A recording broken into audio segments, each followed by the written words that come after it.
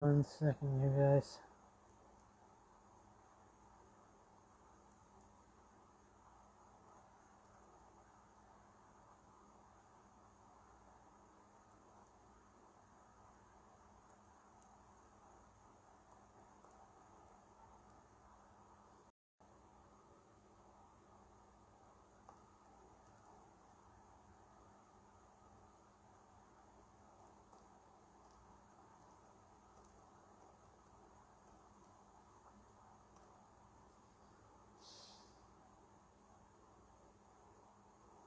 Sorry about that. I just got a text from my guest tonight.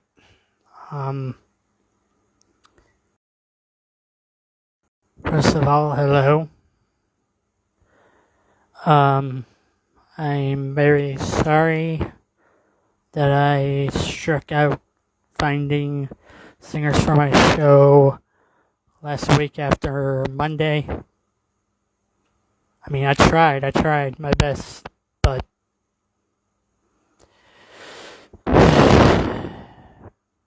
some weeks you win, some weeks you lose. What can I say?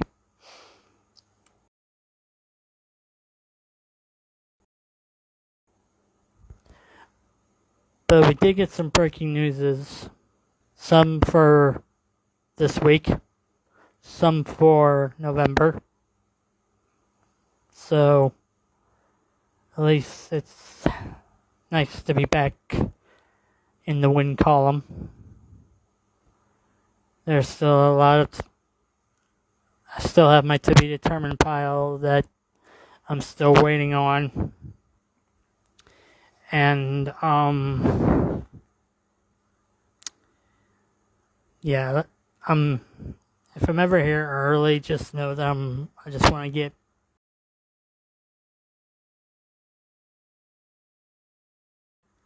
what's on my mind out of the way before the event actually happens.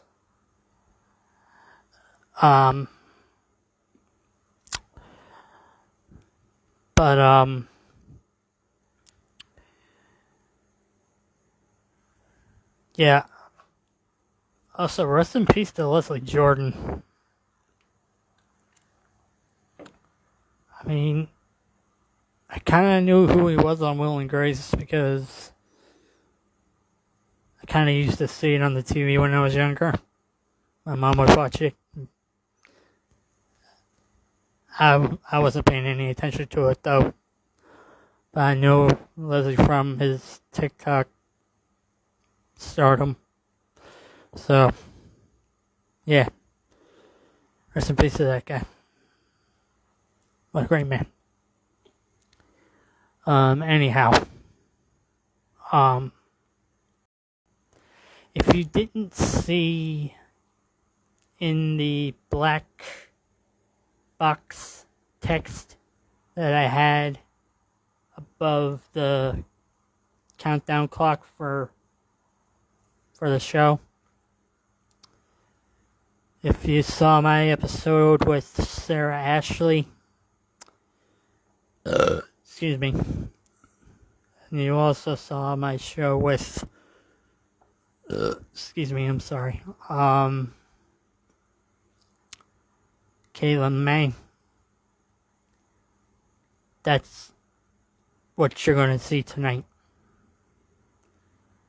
The one thing I didn't realize when I arranged this episode tonight with Beck Black is that she'd do an interview only. She says doing live stream concerts isn't quote unquote her thing. But she was still nice enough to allow for an interview. So I'm very thankful for that because, hey, like I keep saying, closest I'll get to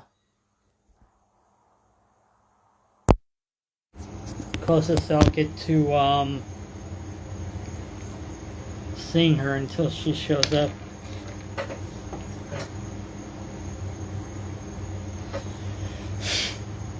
till she shows up to West Florida. And I know I still got something to look forward to in Sasha McVeigh when she comes November 11th through the 13th.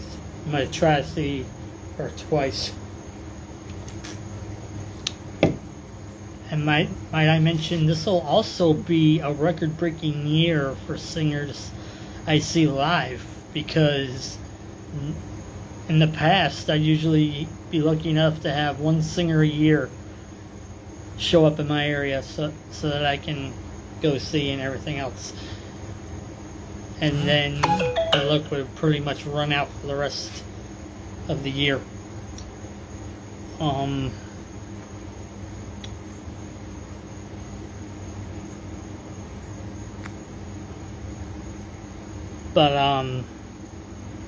But yeah, Angie Ray, Allison Asark, Stevie Ray Stevens, and if I'm able to pull off Sasha McVeigh, that's 4 singers this year.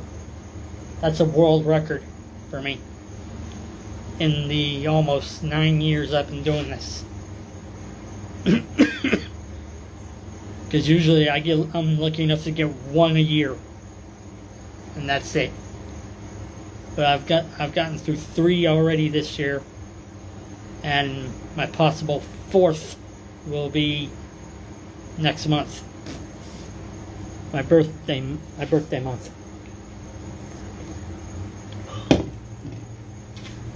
Yeah.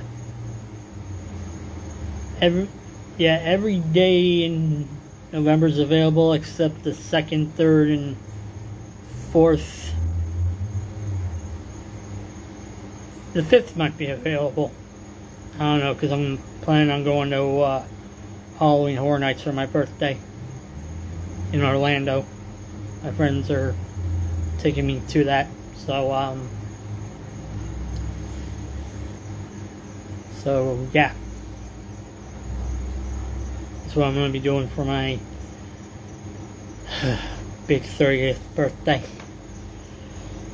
Can't believe I'm about to be fucking 30 with my life still in the shambles. Hopefully oh man, I forgot to text my job coach too today. Crap. Okay, no worries. Try him again tomorrow.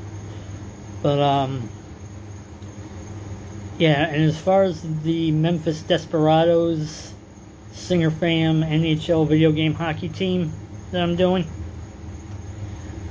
if you didn't catch the video I posted like a day or 2 ago on IGTV where I was broadcasting a game between the Singer Fam Predators versus the St. Louis Blues,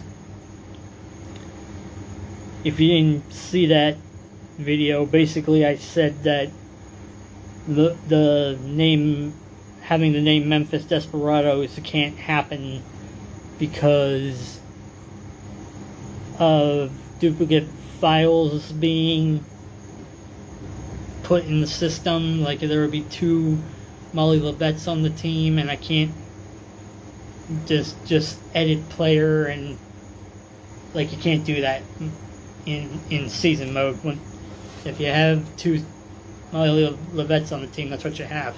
You can't go and fix it so you can. And I've tried it with a couple of different modes and nothing was working, so but they are the Nashville Predators, or as I would prefer to call them, the Sheep Reds. That would be my nickname for them. The Nashville Sheep Reds. That's what they are for right now and the time being. So just know in future videos you'll see, possibly TikToks, you'll see recaps of members of my Singer Fam that I put in the video game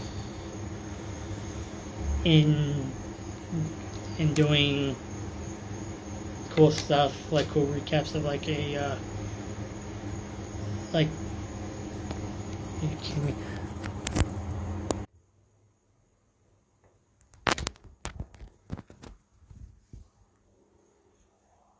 Like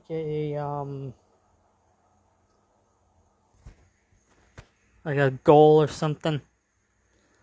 Just know that that's what you might see. With that. So again, they can't be called the Memphis Desperados. They gotta be called considered the Nashville Sheepreds for right now. Because I can't make the custom part happen because of glitches in the system and duplicate files and all that. So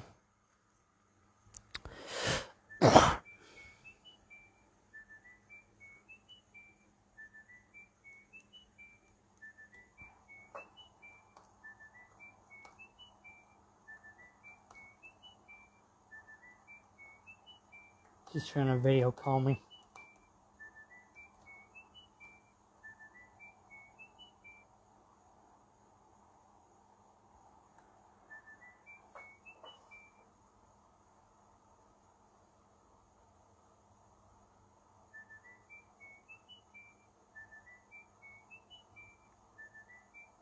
She thinks we're video calling. That's not how it works.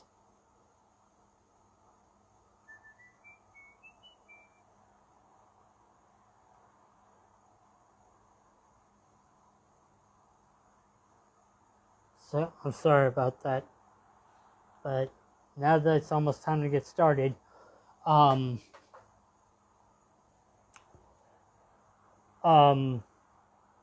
I said, I have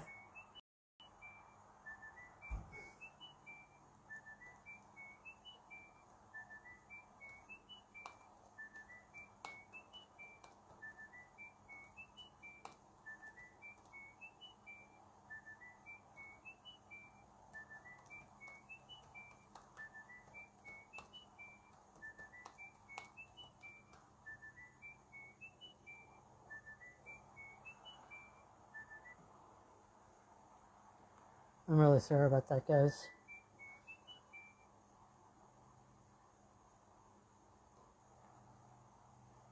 Okay. Since I might... Okay, so my guest tonight is not going to do a concert for this episode. It's going to be an interview like the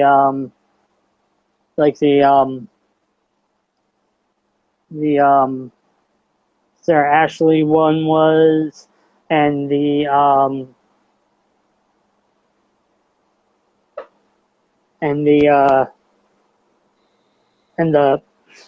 like I said, just hang on one second. I haven't introduced you yet.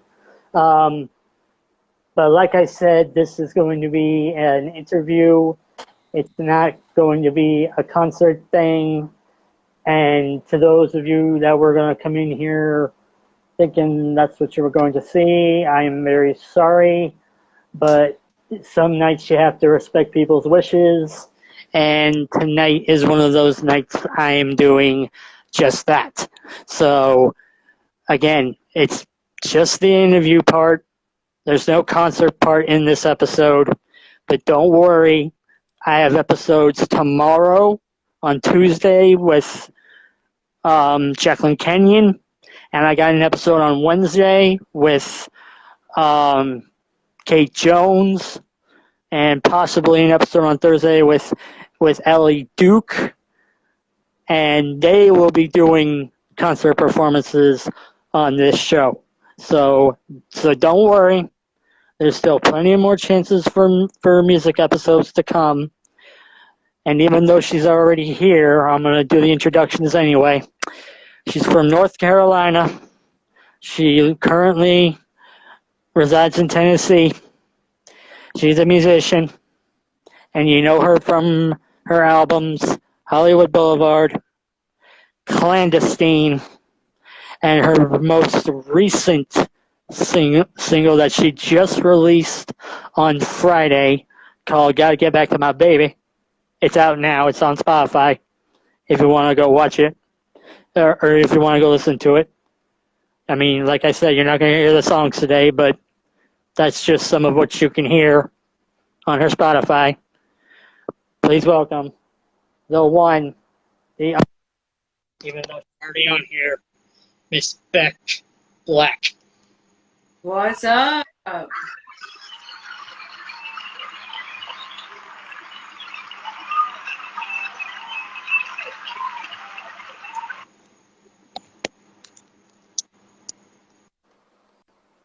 What's up, man? How you doing? I'm alright. Dude, you're like breathing heavy right now. Yeah, it's a quirk. I some people have quirks they can't control. Mine is just because I'm not the only one out here right now, and I don't know. I just have a problem with breathing sometimes. Well, I certainly don't have a problem with breathing. I'm sitting here smoking on this interview, but here I'm here. I'm here for you. I saw that you posted on my Instagram recently that you were going through a hard time, and one of my songs really helped you. Yeah, absolutely. Tell me more about that. Well, as a matter of fact, it was um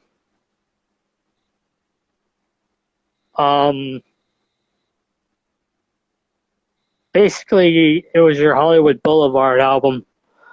I don't know. Okay. Every just single song on that album just seemed relatable as heck to me. And you know, like I said, it's one of the things that's been helping me feel better. And and from what I'm hearing, I don't know if this is 100% true, but I guess your sound is more alternative rock. Is that it? Well, really interpret it to be.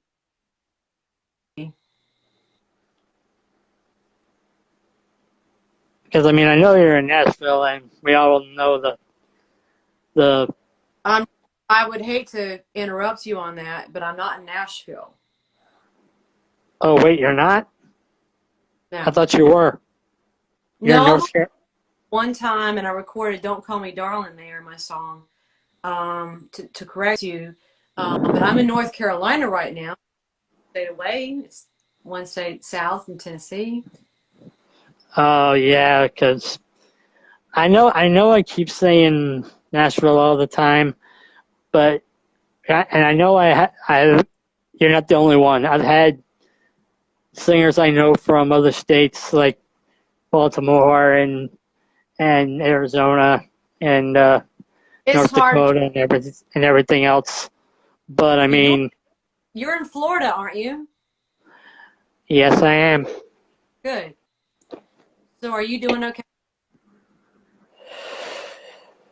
For the time being.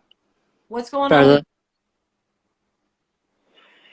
well, to make a long story short, um, my father passed away.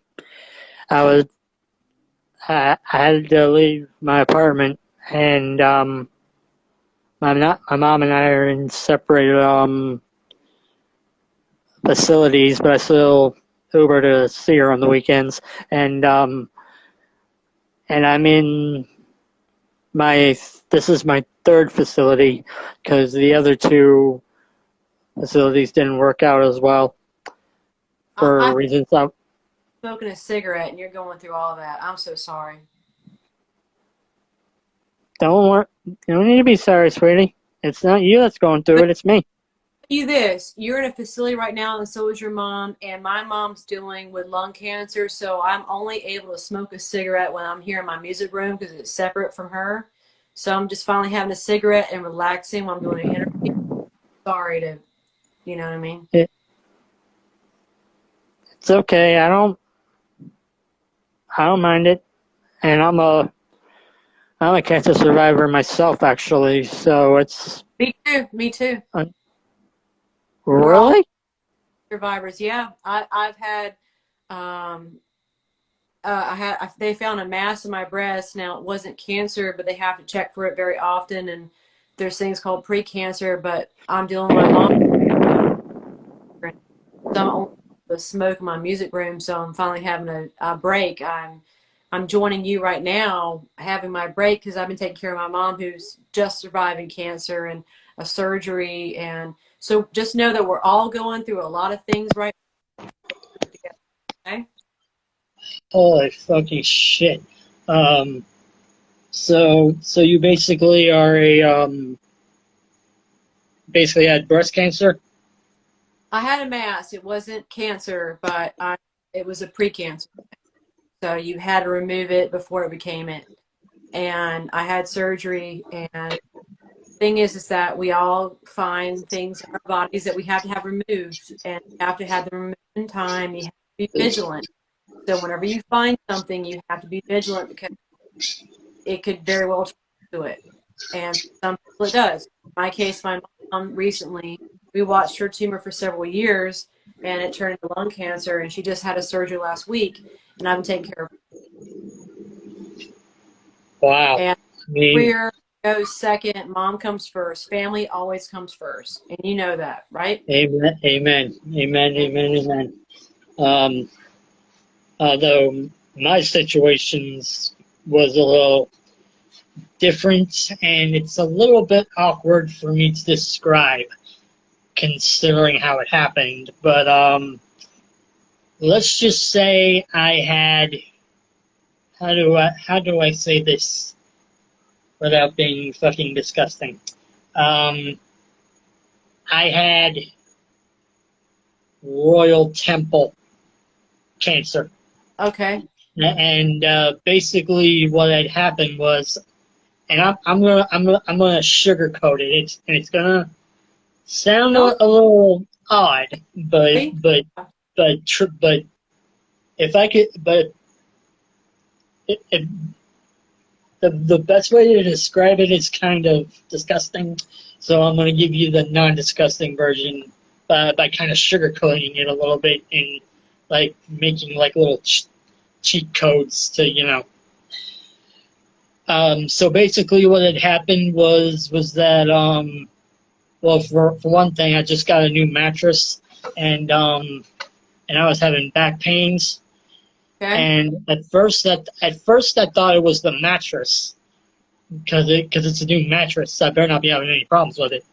But I was having back pains on it, and for some reason I wanted to go sleep on the living room couch, which I did Okay. a couple of nights, which is not something somebody who has a house and a bed would normally do. You have to But like come up and be in bed when you're dealing with a lot of pain. You got to sit up and lay in bed, but both. Can't just. yeah, yeah, but I didn't really understand it, what was going on, until I was in the rain box. Okay. Again, look at what I'm doing to quote rain box. And basically my head was looking down at the two guardsmen who were keeping track of the castle. Two guardsmen keeping track of the castle. And I happened to notice that one of the bodyguards was very fat and kind of overweight and very, very huge. And so, because of that, we had to go to the hospital and get the overweight bodyguard looked at, and we found out it was royal temple cancer, and basically I had a tube in my like Lung? right here, like a couple of tubes were in there, and I guess you could say me and Lance Armstrong have something in common now. Well, the fact that you've survived through cancer is the biggest thing you can ever do, and I applaud you for that. That's a big thing, and that's what a lot of our loved ones are trying to get through. And I just wish they were for it. I just feel like they do by now. You know, they should. Yeah. And I'm sorry that you went through that. It was definitely not something somebody at my age was keen on I'm looking so forward to go through the process of, but I beat it, and I'm 5 years cancer free. So that's good. Good for you. There we go. Well, cheers. Yeah, I see you're drinking a beer. actually, Oh, a Dr. Pepper. Okay, I'm sorry. the way my life has been going, I should be drinking beer, but no, Well, unlike the common college party animal. I'm pretty responsible with my beers. I usually only have two at a time because I'm a firm believer that after two is when you start losing count. yeah. And I've never been drunk before or anything, but I'm kind of afraid to be drunk though. Kind of because only because I'm a little afraid of what I would do. Well, here's the thing that I like to think about. Everything in moderation, okay? Let's get to the music. Yeah, absolutely, absolutely. So from what I've heard about you, some of your songs have reached Sirius XM and some local Los Angeles radio stations, and even in your hometown of Asheville, or I shouldn't. Is it your hometown? My hometown's like near Wilmington. Okay, so not your hometown, but The B. in your neighborhood, Asheville, and Asheville.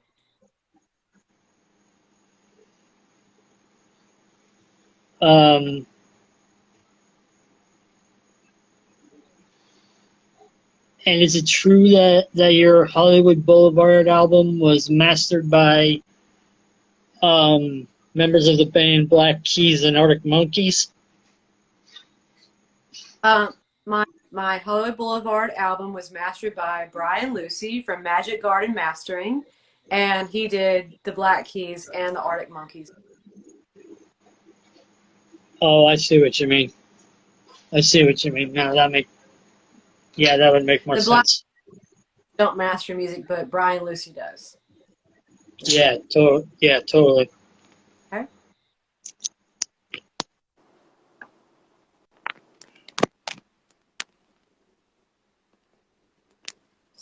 Sorry, I keep thinking it's only me, and then It's okay. It's all of us. We're all joined together, and we're here to be here together with you and me, right? Of course. I mean, I would be doing this in my room if my internet signal wasn't crap. That's why I'm out here doing it. So anyway. So then my internet's always crap too. I live in the Bermuda Triangle, so what can I say? Well, that's good to know. Moving forward to a song that you actually just released. Yeah. The cut. Hang on, what was it? Oh, gotta get back to my baby. Tell us more about that. Gotta Get Back to My Baby was written about someone I was dating at the time, and we were dating from afar.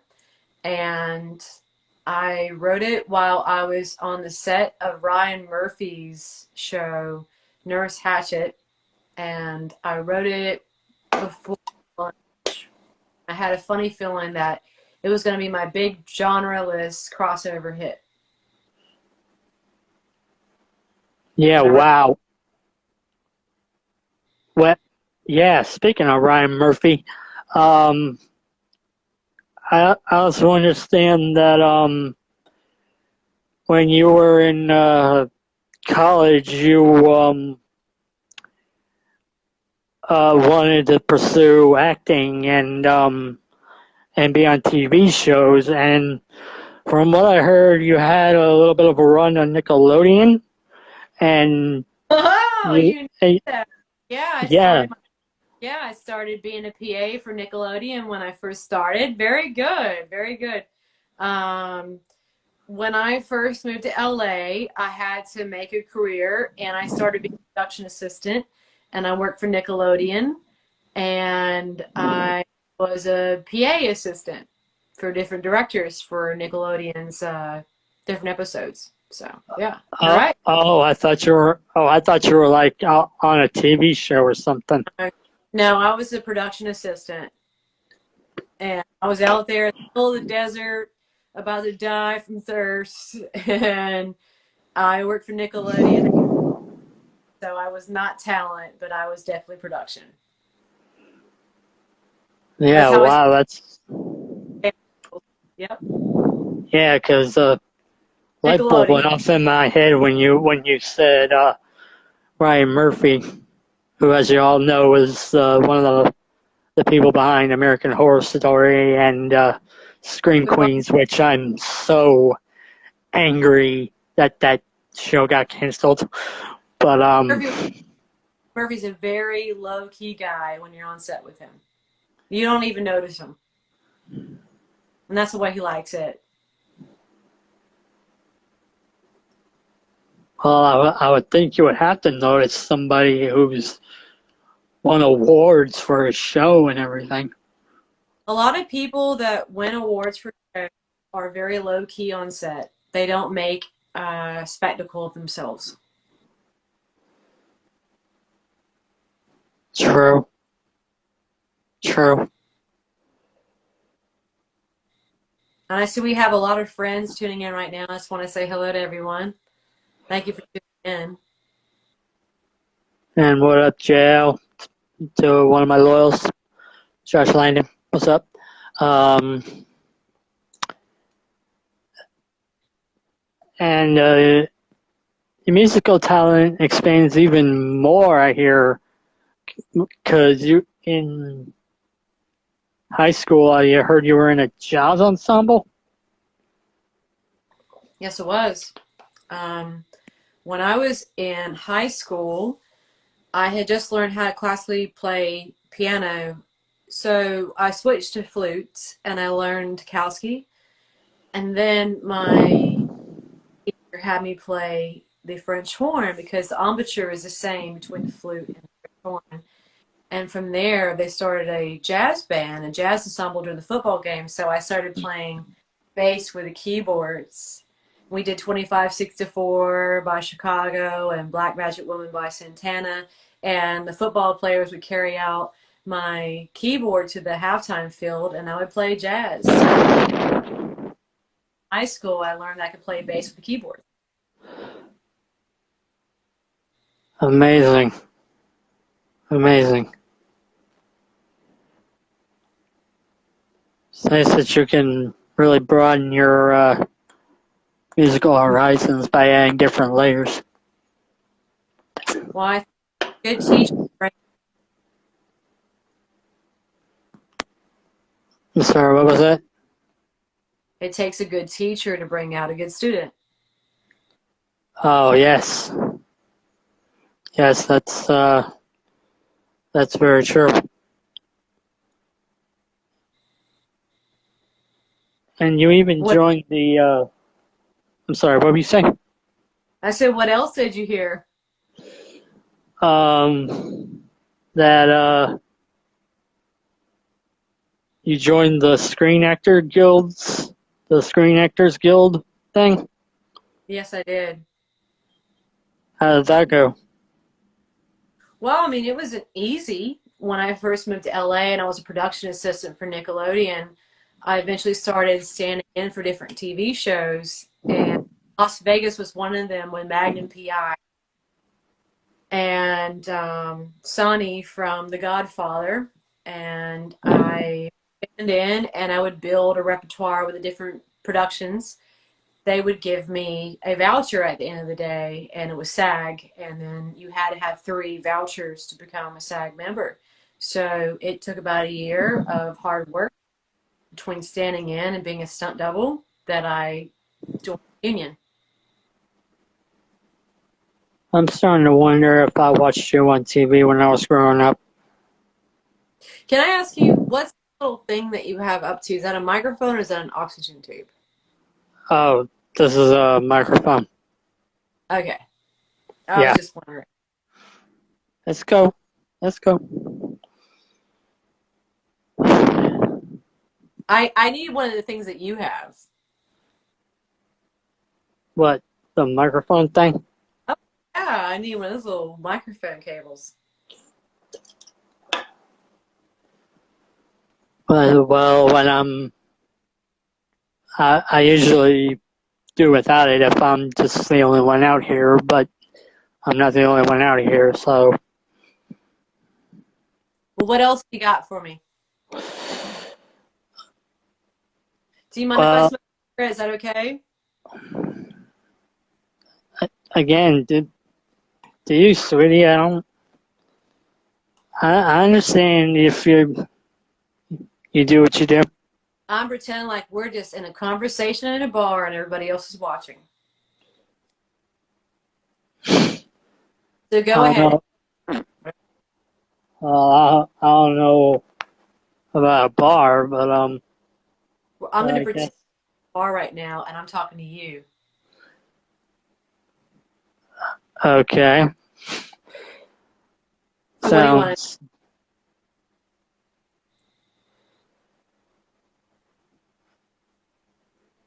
um go ahead? well I was still doing research before you came on. Are you still doing your research? Yeah, well I kind of am. I see someone says, I'm drinking a light and smoking too. Great. Joshua, you're smoking and drinking with us. Thank you. I can see several friends of mine drinking and smoking with us too. Hello to Heather. Hello to Kashaka. Hello, everyone. And Justin and Craig. Hello. Hello So, indeed. is your name? What's my name? Yeah. Well, it's actually David. My real name's David. Um, but or as some of my buddies call me Debuff. Don't I? What? They call you David? No, they call me Debuff. Depot. Okay. So can I call you Depot? Don't ask how I got it. It's kind of weird how I Long story. Don't even put it. worry. Um, I'm here for you. So you call me what you want to, Depot, and ask me whatever you want. But I only have 10 minutes, so go ahead. I'm beginning to wonder: is Beck Black like your stage name? Is you go by something other than? Is your real name like Rebecca or something? Yeah. My real name's Rebecca. So I guess And nobody calls me Becky, okay? Just get that straight. Nobody calls me Becky. so Beck Black technically is a stage name. Yes, debuff. I'm Beck Black. My mother's maiden name is Black, and my name's Rebecca. So I put double alliteration together and got two BBs. Yeah.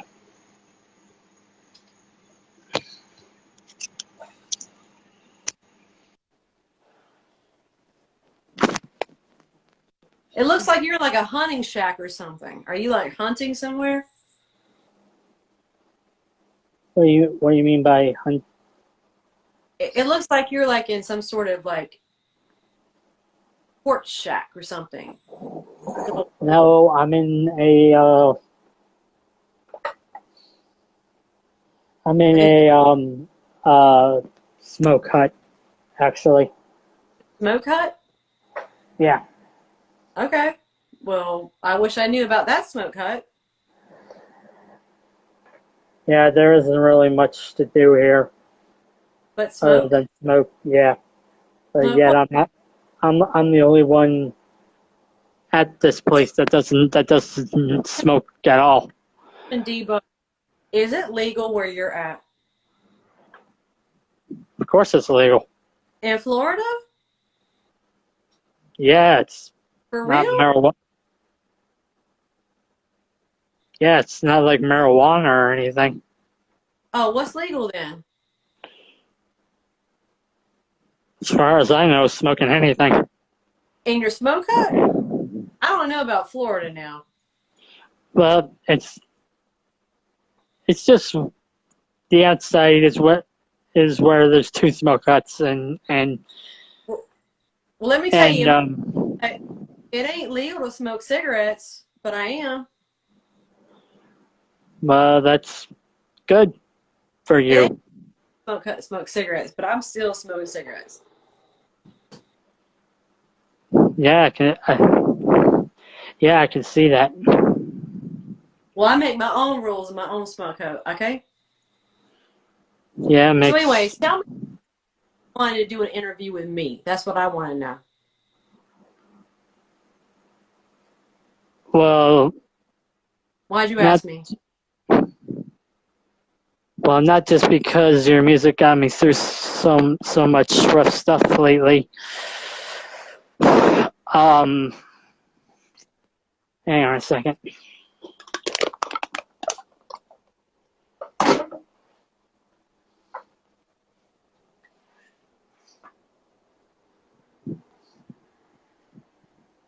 We leaving your smoke hut? Now we're going to somewhere different. Why? Well, let's just say somebody put some chairs back that I didn't want put back. Are you taking us to a party that we don't even know about? No, because I always do it in my room, in like my bedroom, You do this which is thing in your which, bedroom? which yeah. Come on. Well, because I feel like I can be myself and Somebody I be in the can bedroom, be themselves. I ain't going to do an interview in my bedroom. yeah. Well, you don't necessarily have to, I but I'm energy in just there. but All it's right. just how, And if anybody's listening right now, go to beckblack.com and find the music. yes, absolutely. Doing this Um, interview, I asked you, but you didn't answer. I asked you, I, why did you interview with me? And then you had to change it. The reason well, why you interview with me was because no. It wa- let's just say there was a disturbance that was disrupting my flow of energy. Um, but um, but starting over, it wasn't just because your music got me through a lot. I mean, okay, again, I know you're not Nashville, but independent singers in Nashville and other states like you are are um okay. here I go telling the story, and I've said the story multiple times in multiple episodes. If you go back to my IGTV and see previous episodes, you've seen me say it. But I'm going to give you the short rundown version of the story. Basically, I was supporting a girl group named Cimarelli originally, and I was supposed to be just only supporting Cimarelli and Cimarelli only. But then, for some reason, they moved from California to Nashville, Tennessee. And I don't really understand why they did that, but they did. And then Why not? as I was still supporting Cimarelli, some Nashville singers actually subscribed to me and paid attention to me, and I first was like, oh, that's cool. You guys like them supporting Cimarelli, but then more came and more came and more came, and it's like, what did I just do? I created a following that I wasn't trying to. I was creating a following that I wasn't trying to have happen in the first place. Good for you. But then, because I again, I know you're North Carolina, but most of the Nashville country singers started showing up, and originally I didn't want any parts of it because I listened to more hard rock and heavy metal than I listened to anything else. I listened to Metallica more than I listened to Montgomery Gentry. I listened to Pantera more than I listened to Patsy Cline, et cetera, et cetera, et cetera. And then Pantera, I get you. Yeah, exactly. I listened to that. And but then it all flustered me back to a project I did in high school. Okay. That I can't remember necessarily if it was about singers in Nashville necessarily, I doubt it but I was. do know it was about singers kind of like you that are doing what you're doing and how hard you're working and Yeah, you get it. and all that school report on that. And yeah, and Right. and then the next thing you know, I started making a couple of friendships with some of these people, and they're just trying to show me their music and just working hard and trying to reach out to me. And when I was doing the school project, I realized how important that stuff is to y'all. And me being the metalhead that I am, that doesn't listen to country, well, okay, there are like 4 country acts I care about, and those are, again, I've said them a bunch of times, but here I go again: Brantley Gilbert, Sam Hunt, Florida Georgia Line, Casey Musgraves. I could honestly care less about the rest of them, but after making the friendships and after growing like this bond that I was doing and this following of musicians that were coming to me and just trying to show me their music and just reach out to get more support, I was like, you know what? I don't have it in me to, pardon my French, but I don't have it in me to be an asshole and tell these people to go away. I didn't have the heart to do that. I didn't want to do that because I would have felt bad. And then and there was another level to the story. If you saw my episode with Tegan Stewart, I don't have a band, but my cousins in Michigan have a band. They are a death metal band Oh, called, my best friend Kashaka from Michigan would love them. I'm sure. yeah, they sing. She loves If you've ever heard of bands like Wage War or Anthrax. You ever heard of Anthrax? The Germs. or Heaven Shall Burn or Cannibal Corpse, then you know what kind of music they make. So you metal music, but you don't mind having everybody from different genres on your show. Kinda, yeah. And they're kind of doing the same thing that not just you, but all my Nashville singer fam is doing as well. Well, we all have. And it's like I'd have to be absolutely blind to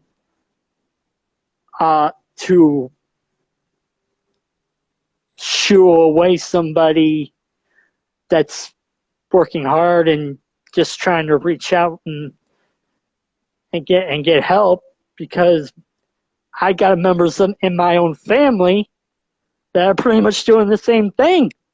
Oh, so I'd have to be totally blind to wanna shoo somebody like that away. And okay. I've been at this for like 8 or 9 years now, and I'm very happy I chose not to tell you all the scram, because you guys have been like a second family to me. All of you have, and that's more than I can say about anybody I went to high school with, and that's saying a lot. Especially because I had more than one senior year. I had 2.5 senior years. This is a true story, guys. I had 2.5 senior years of high school. One of the reasons was because my GPA was fucking garbage. It was like in the 1.5, 1.6, and everybody knows you need to have it at like a 2.0 or a 3.0 to have a decent shot at graduating. And considering the fact that I have symptoms like diabetes and ADHD, and I'm a cancer survivor, have autism, and all that, you can imagine it's not easy to necessarily get through school successfully while carrying all that stuff on your shoulders. So I had to have a couple extra senior years, and I pretty much graduated high school almost before I turned 20, which is super duper weird to say, but that's honestly how it happened. That's okay. And you got to get through things where you can get through them, all right?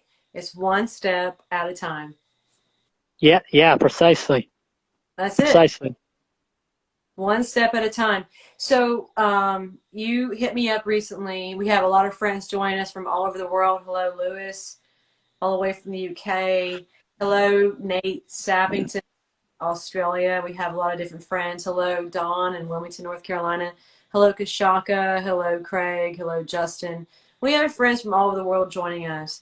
I want you to tell me why you have me here today. What song spoke to you the most?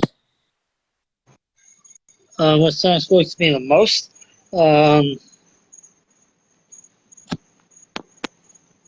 mean, between your two albums combined, I mean, I had an awful lot of favorites. Hello, Elizabeth. It's kind of hard for me to pick just one, to be completely honest with you. Well, like but if I had to, if it all came down to worst case scenario, I guess it would have to be a tiebreaker between Life as a Circus and Vampires Come Out at Night. Okay. Life is a Circus. That was one of the easiest songs I've ever written, but one of the hardest songs I've ever had to deal with. And why is that?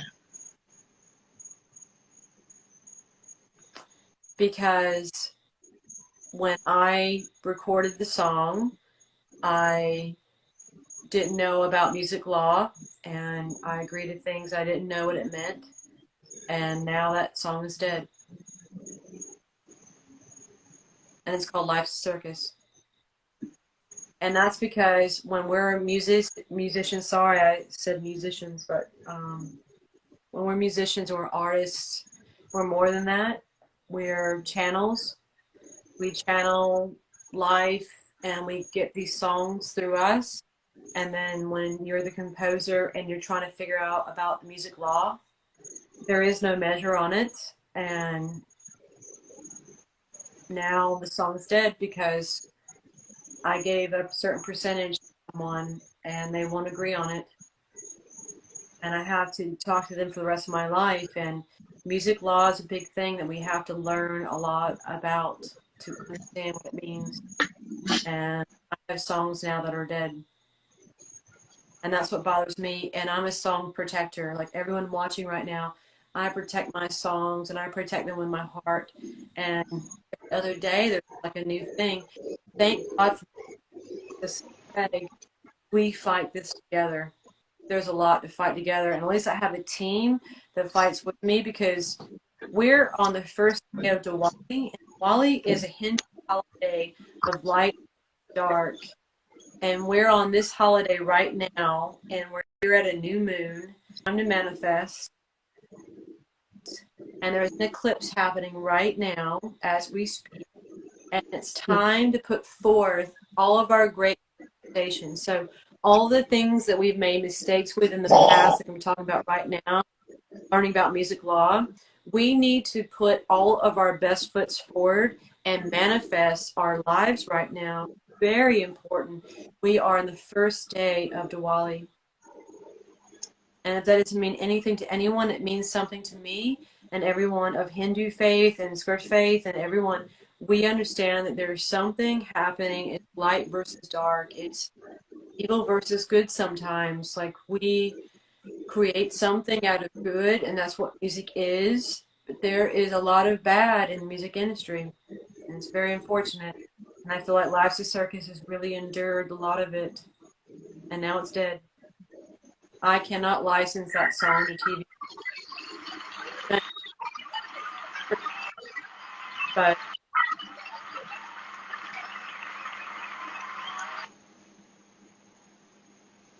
and I deal with music law every day. I don't get creative every day like I want to, like just wake up and song. I deal with legal things every day, and I protect my songs every day. It's like having children, and you have to protect your child and know how they're doing and protect them from other things. And that's what songs are to me. I may never have children in my life, but I have my songs, and they are my children, and I have to protect them.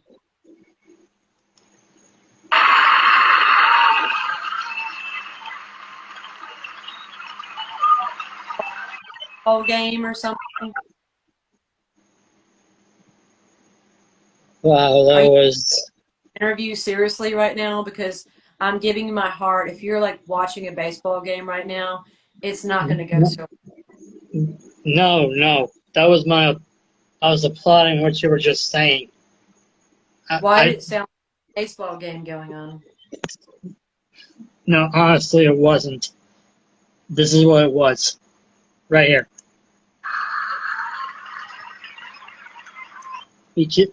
There's a story behind that, and I unfortunately do not have the episode that explains all of it. And yeah, no, you're it's the one who. no, hear me out. No, hear me out. Okay, so I had a concert episode with a singer named Molly Murphy on the show, it happened years ago while I was still in my apartment. And the unfortunate thing is that I forgot to save that episode to And if it was in a public, to Instagram TV, to IGTV. I didn't save it, and basically what the meaning of that sound effect is that after some, now I know we're interviewing and the concert part's not happening, but just for the sake of the argument, let's pretend that's what we were doing right now. After you that played a song, I mean, then after the song was done, you were done performing it, I would play that sound effect all right. and just to show you that, hey, you did a good job. You did an It's amazing job and everything. pause at the end. But if I don't think you're paying attention, No, trust me. I mean, one, go Phillies, by the way. no, But one of Phillies, by the way, my family's all from Philadelphia, so go Phillies. It's the first time in the World Series since 1984. So go Phillies. I hope they win. well, that's where my dad was originally from. He grew up in a small town called Lancaster, Pennsylvania, My which, for mom, those of you who don't know, is basically the suburban version of Philly. And my dad's been a bigger Phillies fan than I am. I mean, I'm a my Phillies fan too because I diva, had season tickets to the Clearwater Threshers, which is a minor league affiliate of the Phillies, and I've been a season ticket holder for them for many years. And I kind of became a Phillies fan from that because I've made friendships with ball players that are now in the major leagues and everything else.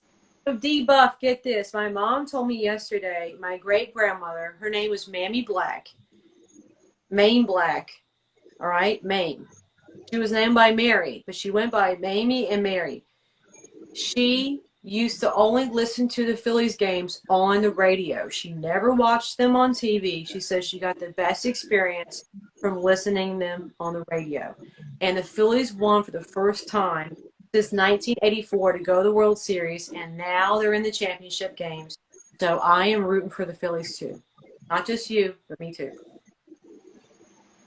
And I never go for any sports game, but the Phillies, I am a fan of the city of brotherly love. Thank you very much. Well, when my dad was alive, he was too. He was too. So, yeah.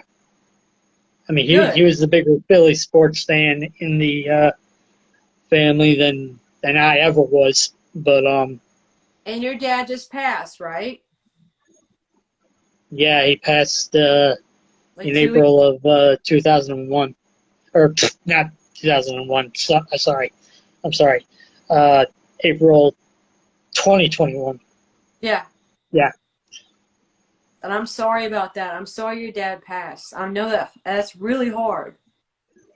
Really hard. I lost my dad a couple years ago, and there's nothing that's going to take that away. You know, like, I'm glad he can still root for his team. And I know somewhere where he's at, he's watching them too. You know what I mean? So, Yeah, I ever can there only hope. games through us, you know? Yeah, Yeah.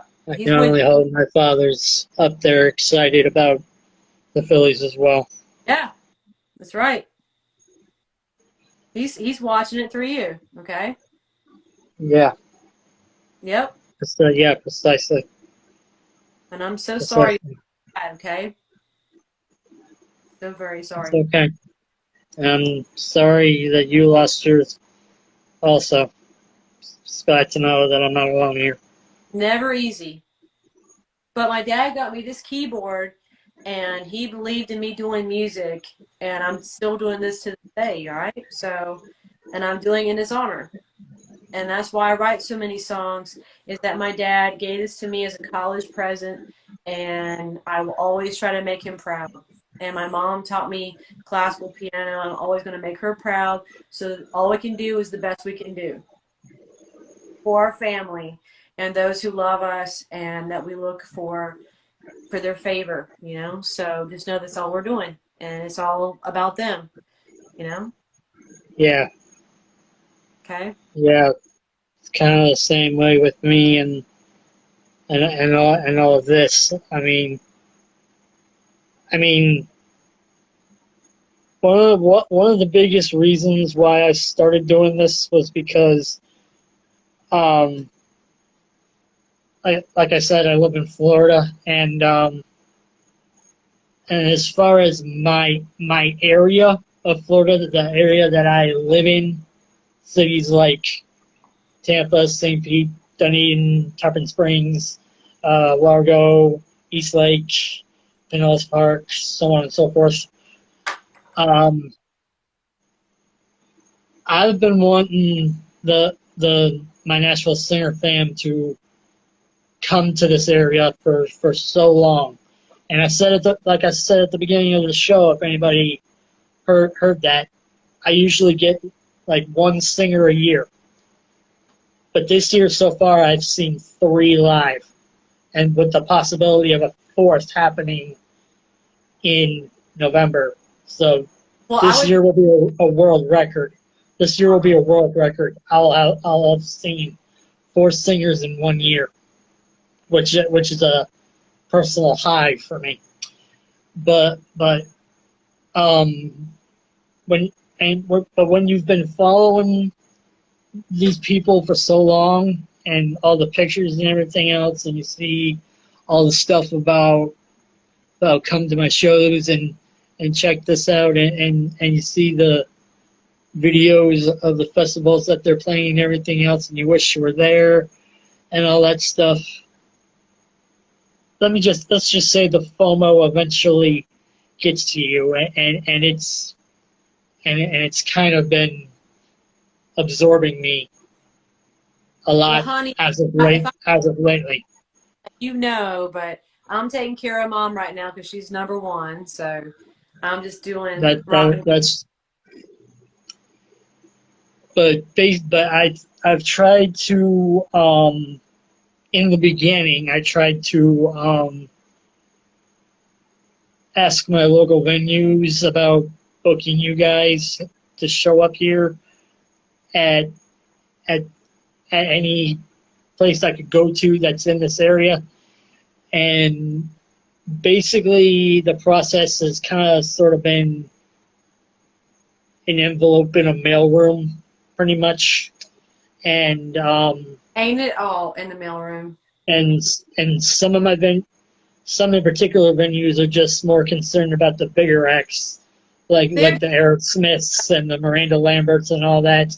don't But care that about. doesn't mean there's not any places in this area that won't take any of you guys on.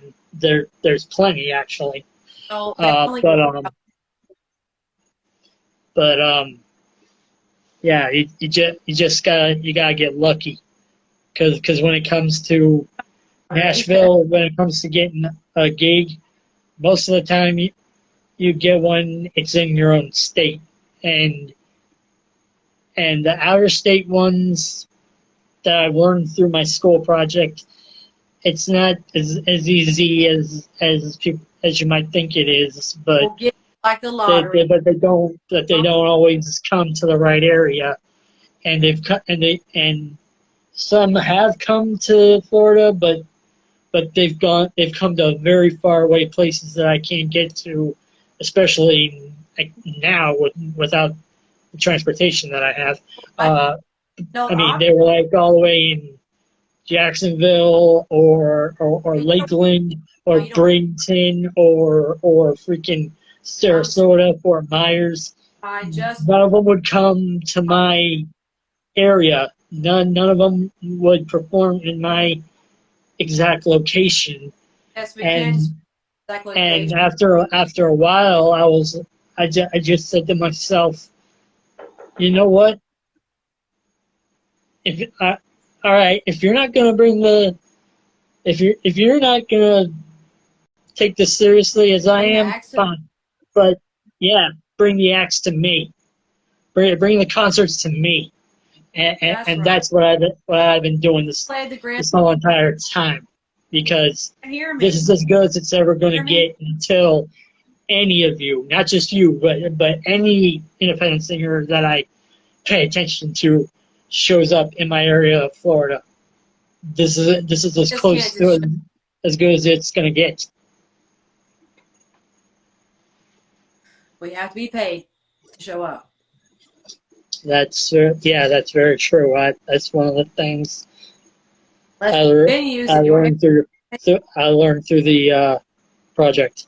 Because they for gasoline just to shoot it off at the end of the day. Very I true. told you if I just was up for an award at the Grand Ole Opry last night, the Ryman Theater. I had 3 awards I was up for. Now, could I pay for the gasoline to get there? No. But did I get to perform there? Yes. They showed my videos at the Ryman Theater. I was up for Best Artist of the Year, Album of the Year, and Single of the Year. Now, do we get to just go wherever we want to? No. You have to pay for us to get there because we just can't keep working like a cup of coffee. We can't just be $5. Artism is not just free. You have to pay for it. And thank goodness for people like you that are here to help introduce other people to us streaming. We just can't show up to your area because you want us to. We have to be paid. Why does art have to be $5 for everybody? Everybody expects to pay for a cup of coffee. They pay for a song. No, it doesn't work like that. We can't just tour based on that, based on streaming. Nobody even buys albums now. Nobody. If I made 10 copies of a vinyl album, would even anybody buy it right now? Would you guys buy it? If I made a vinyl copy, would you buy it? Would you? Yeah, that's one of the things that I learned through the project in school. Would you spend That's hours on that? um Probably not. yeah. Yeah, no. Yeah, no, you wouldn't. But you want to Yeah. expose like this, like me, on your show and ask me questions and talk about your life, but you don't want to buy my album. So what? Whoa, now don't put words in my mouth like that. I didn't say that. Um You just did. You want to buy it. well, what if I go buy it if I buy it as we speak on I'm looking at buying my own vinyl record and making 10 copies. Would you buy one for $20 or no? yes, I would. Okay. So maybe I'll make some. Yeah. But I Right. made these and I can't even give them away as coasters.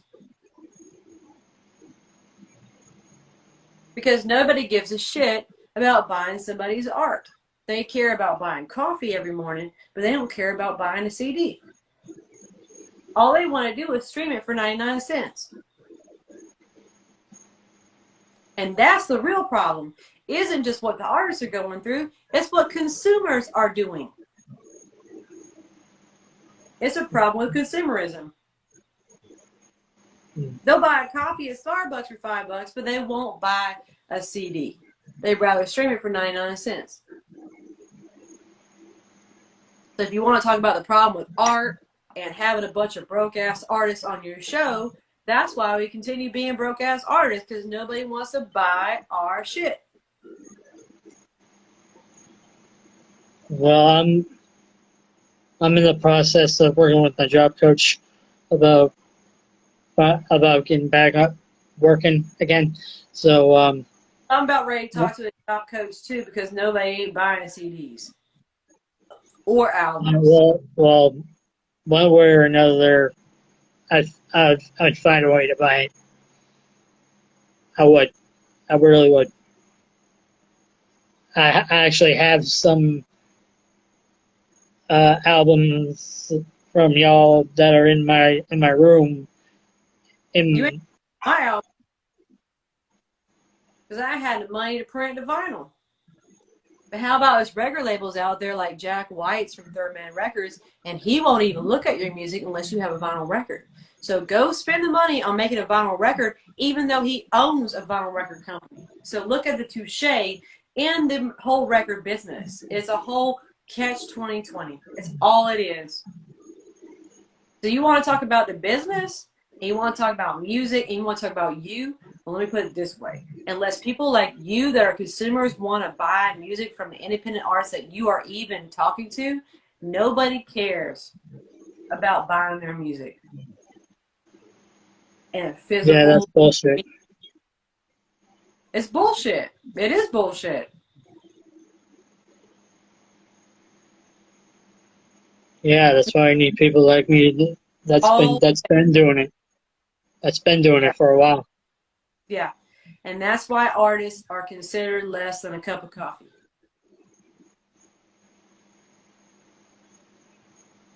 Well, you're more than coffee to me, Beck. That's a fact.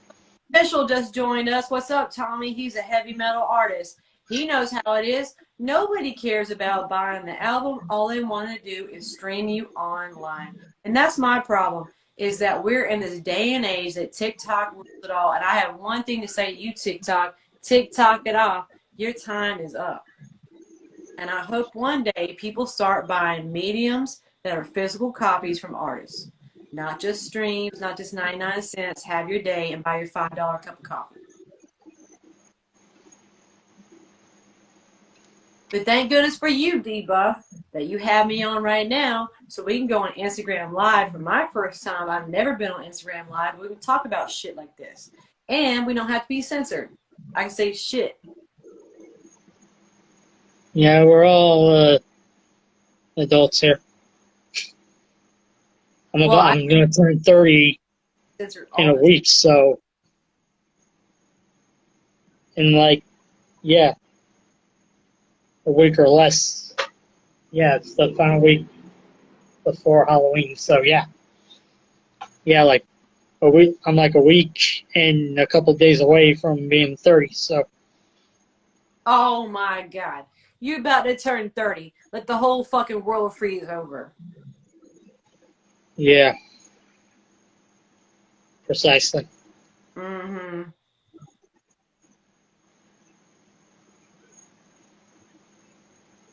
Let it freeze over. You're about to be 30. It's all going to change from here. Amen to that. Change. You're going to be 30 years old and 31 and 32. You're just going to just disintegrate. No, you're not. You're going to live the best life, D-Buff. You are so much smarter now that you're over 30. You're going to know so much more. When I was in my 20s, I was a stupid little shit. Yeah, so was I. I pissed away my 20s gaming in my room all the time. Really? I gamed outside of my room.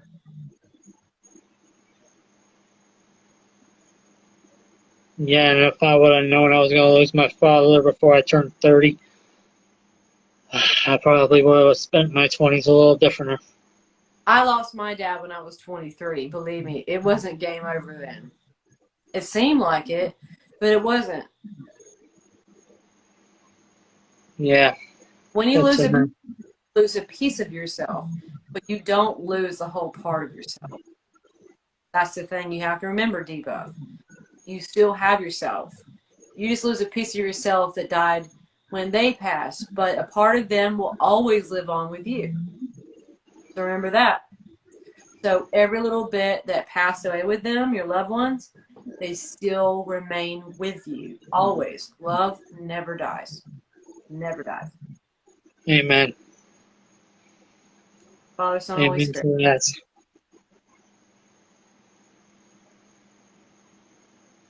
Amen.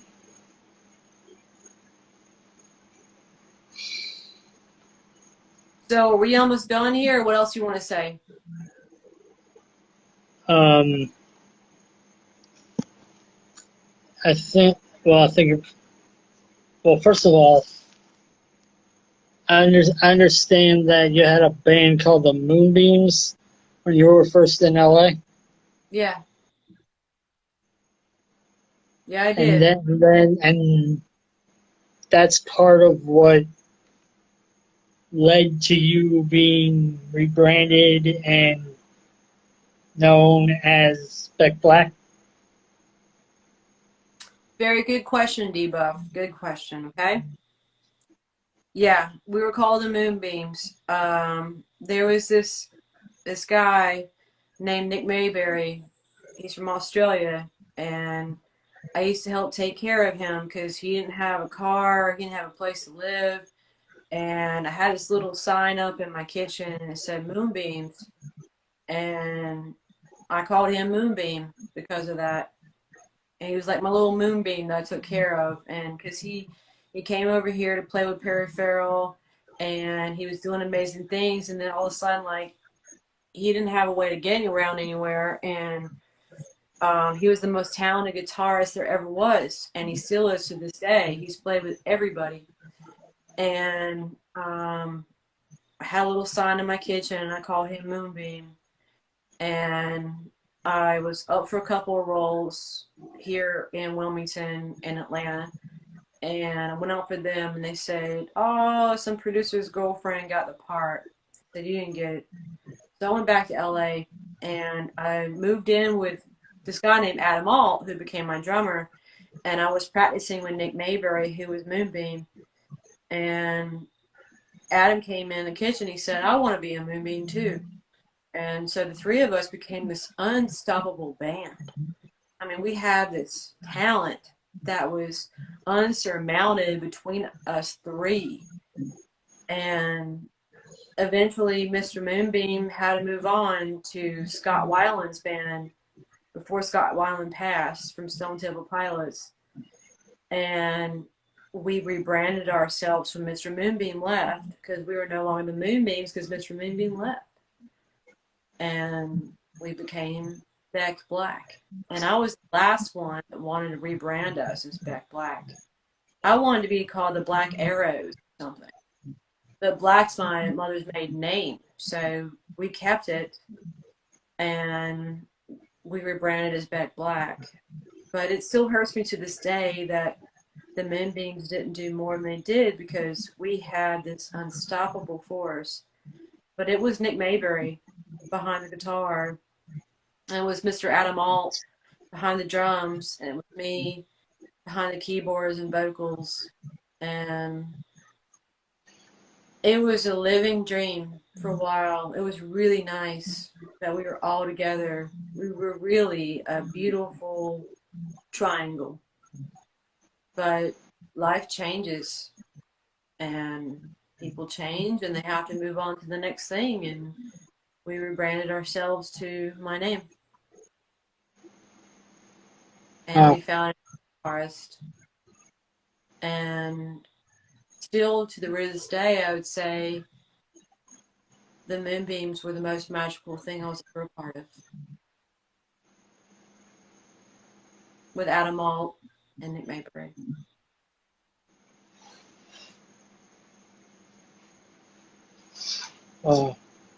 And I miss them very much, that raw nature we had together.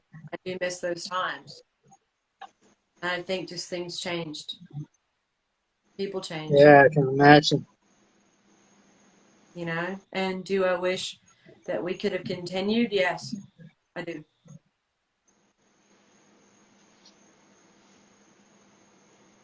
But Scott Weiland needed Nick more at that time. And we all need each other, but we figured out a way to make it work. And we continue making it work and writing new songs. And that's what we have to do. The songs need the life, and I will fight for every song till the end of the day that I die. That's a good attitude. I may never have children, but I will have songs, and I will fight for them and put them through college and whatever I have to do to make them grow. That makes so much sense. It's hard, you know. It's not easy, Yeah. especially to find something that really works. Yeah.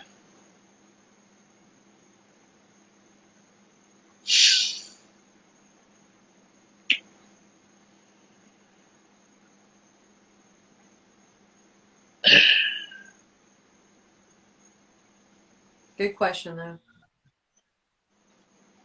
Yeah. Of course.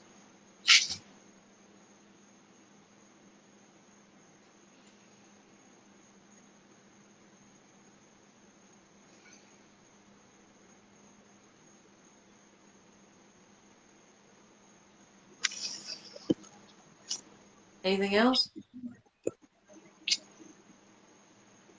Well,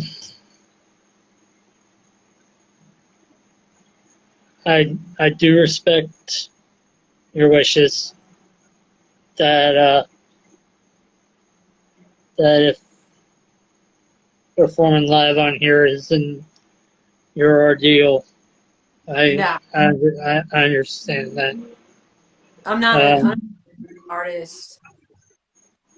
I don't care about it.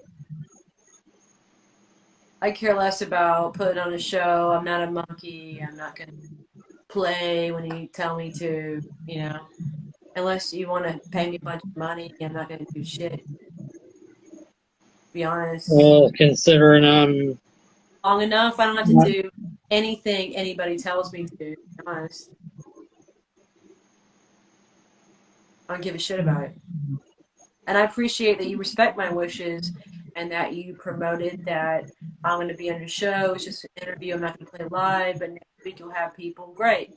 But I think every once in a while it's good for people to hear what the story is instead of just like doing what you want to, which is playing songs.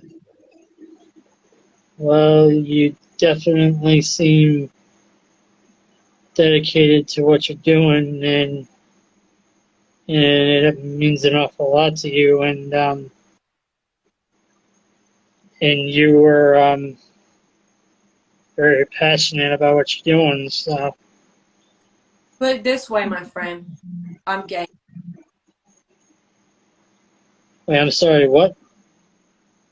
I'm gangster. Oh, I don't do anything that I don't want to do. okay. I mean, normally this I would want people to, you know, but I don't care what people. after the stories you've told me tonight, and speaking from the heart, I'm not gonna make you do anything, but You can't make me do anything. I I never said I was going to, but And when you said you don't want me to do anything or make me do anything, you can't because I'm just not going to. I'll tell you the story all day long and I'll talk to you guys and get the best thing out of it. Smile. I'm supposed to be on camera. yeah, but I definitely kind of want to do more interviews with you, though. Well, that's good. That's something. And I think you're a very true soul, my friend, Debuff. You're a very kind soul and you have a lot of uh, just naturalness behind you. So I appreciate that. Well, I appreciate you saying that too. I mean, I have no idea when you're gonna show up to my area of Florida. I hope it's in the near future. Me too. I'm like But Jane. You guys pay me, I'll get the payment, I'll collect it, then I'll play. I'm a yeah, badass. hopefully one of my venues cooperates. Well, let's hope Um, so. But until they do, I ain't showing up. yeah, of course, So, understandable, very understandable. but you you you you're a lot admirable than I thought. Well, I Which appreciate it. is That's a very. yeah, I appreciate that. yeah. I'm very true So blue. so so yeah, I'll definitely schedule another interview with you next month if you want. Well, we'll talk about it around Thanksgiving. Oh, then we might as well make it December if that's the case. What's your favorite number? What's my favorite number? Yeah.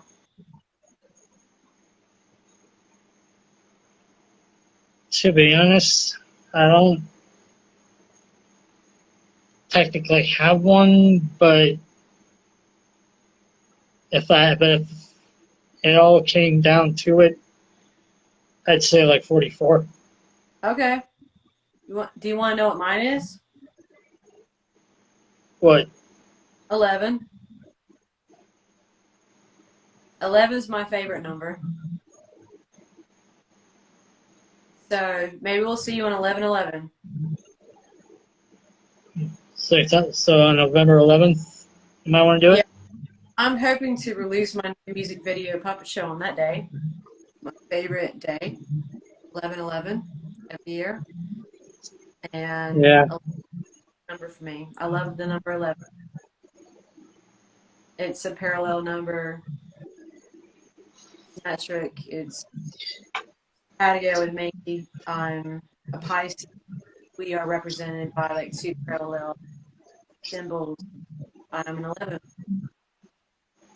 from Pisces. What's your sign? My sign's Scorpio. Ooh, it's your sign right now, Scorpio. It's a new moon in Scorpio. There's an eclipse tonight, actually, right now happening. Yeah.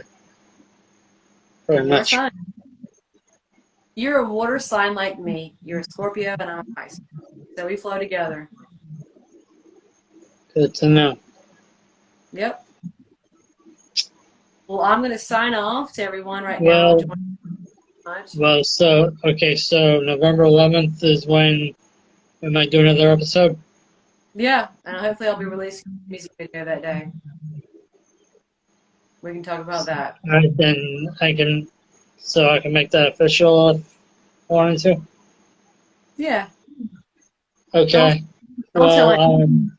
Yeah, you can make it official.